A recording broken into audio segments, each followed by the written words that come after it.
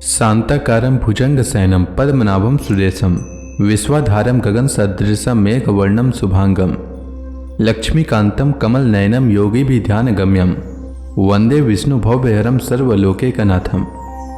मंगलम भगवान विष्णु मंगलम गरुड़ध्वज मंगलम पुंडरीकाक्ष मंगलाय तनोहरि। ओम नमो भगवते वासुदेवाय।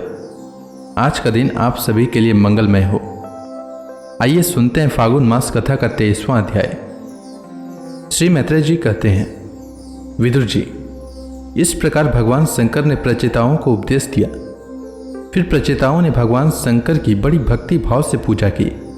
इसके पश्चात वे उन राजकुमारों के सामने ही अंतर्धान हो गए। सब के सब प्रचेता जल में ही खड़े रहकर भगवान रुद्र के बताए हुए स्तोत्र का जप करते हुए 10,000 वर्ष तक तपस्या करते रहे। इन दिनों राजा प्राचीन बरही का चित्त कर्म कांड में बहुत रम गया था। उन्हें अध्यात्म विद्या विशारद परम कृपालु नारद जी ने उपदेश दिया। उन्होंने कहा कि राजन, इन कर्मों के द्वारा तुम अपना कौन सा कल्याण करना चाहते हो? दुख के आत्यंतिक नाश और परमानंद की प्राप्ति का नाम कल्याण है। वह तो कर्मों से नहीं मिलता। राजा ने कहा, महाभाग नारद जी, मेरी बुद्धि कर्म में फंसी हुई है, इसलिए मुझे परम कल्याण का कोई पता नहीं है।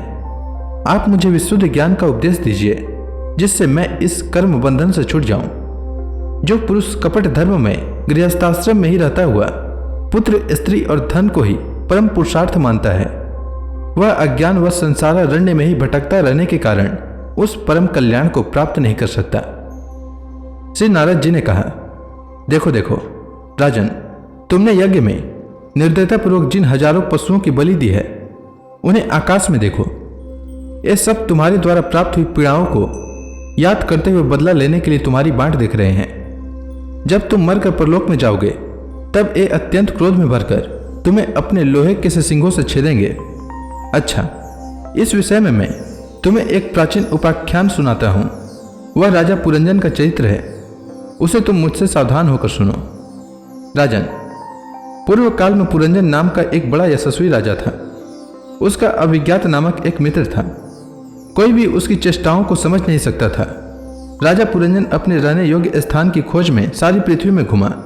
फिर भी जब उसे कोई अनुरूप स्थान न मिला, तब वह कुछ उदास सा हो गया। उसे तरह तरह के भोगों की लालसा थी। उन्हें भोगने के लिए उसने संसार में जितने नगर देखे, उनमें से कोई भी उसे ठीक न लगा।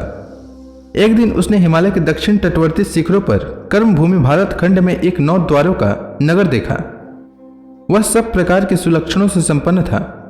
सब ओर से बगीचों, अटारियों, खाइयों, झरोखों और राजद्वारों से सुशोभित था, और सोने चांदी और लोहे के शिखरों वाले विशाल भवनों से खचाखच भरा था।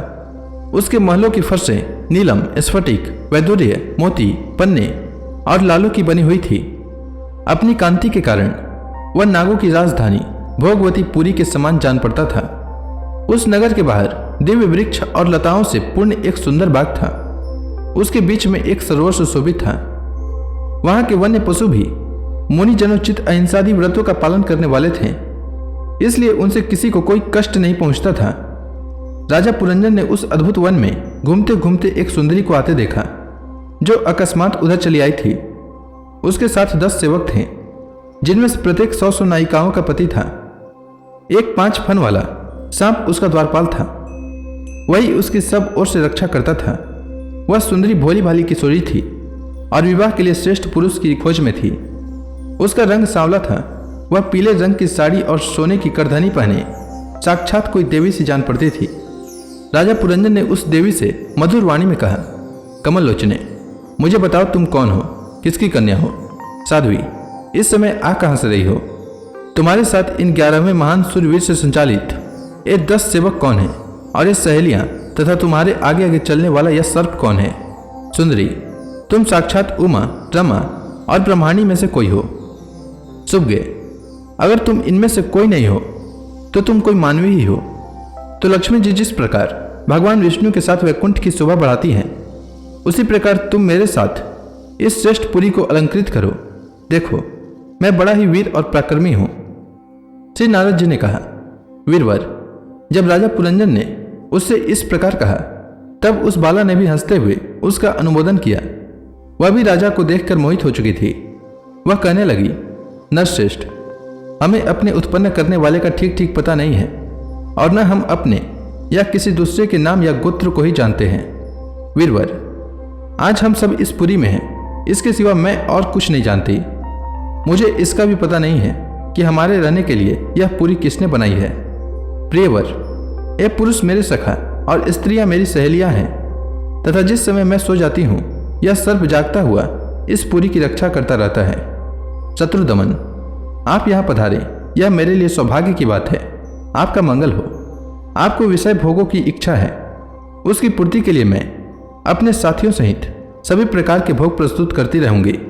प्रभु, इस 9 द्वारों वाली पुरी में मेरे प्रस्तुत किए हुए इच्छित भोगों को भोगते हुए आप सैकड़ों वर्षों तक निवास कीजिए। भला आपको छोड़कर मैं और किसके साथ रमण करूंगी? दूसरे लोग तो न रति सुख को जानते हैं, न विहित भोगों को ही भोगते हैं, न परलोक का ही विचार करते हैं और न कल क्या होगा इसका ही ध्यान रखते हैं। अतएव पशुतुल्य हैं। अहो, इस लोक में गृहस्थाश्रम में ही धर्म, अर्थ, काम, संतान, सुख, मोक्ष, सुयश और स्वर्गादि दिव्य लोकों की प्राप्ति हो सकती है। संसार त्यागी यति जन तो इन सब की कल्पना भी नहीं कर सकते। महापुरुषों का कथन है कि इस लोक में पितर, देव, ऋषि, मनुष्य तथा संपूर्ण प्राणियों के और अपने भी कल्याण का आश्रय एकमात्र गृहस्थाश्रम ही है। वीर शिरोमणि, लोक में मेरी जैसी कौन स्त्री होगी जो स्वयं प्राप्त हुए आप जैसे सुप्रसिद्ध, उदार चरित्र और सुंदर पति को वर्ण न करेगी। श्री नारद जी कहते हैं, राजन, उन स्त्री पुरुषों ने इस प्रकार एक दूसरे की बात का समर्थन कर फिर 100 वर्षों तक उस पुरी में रहकर आनंद भोगा। तो इसी के साथ यह अध्याय समाप्त हुआ। इसके आगे की कथा मैं कल के अध्याय में सुनाऊंगा। तब तक के लिए भगवान हरि का नाम लेते रहें। तो प्रेम से बोलिए भगवान विष्णु की जय, श्री कृष्ण भगवान की जय, समस्त देवी देवताओं की जय।